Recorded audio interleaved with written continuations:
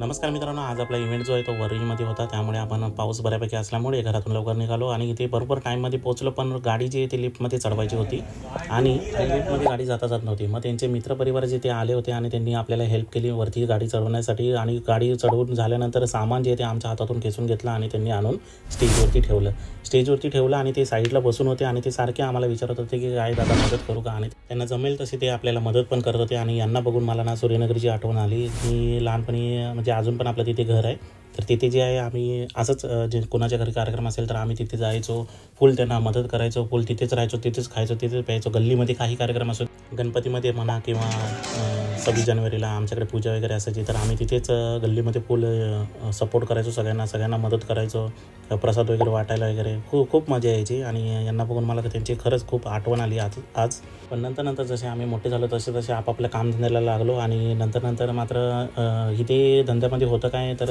आपल्याला घरात वेळ देता येत नाही, तर मित्रांना कुठून वेळ देणार नाही का. तर मग ज्यांनी अजूनपर्यंत आपल्याला समजून घेतलेलं आहे ते मित्र अजून पण माझ्याजवळ आहेत. काही स्कूलमधले, काही कॉलेजमधले, अजून पण आमची मैत्री तशीच आहे, एकदम घट्ट. आम्ही बोलतो आणि कधी भेटतो पण बाकीच्यांना मिस यू गाईज. आजसाठी एवढंच. भेटूया उद्याच्या ब्लॉगमध्ये. बाय.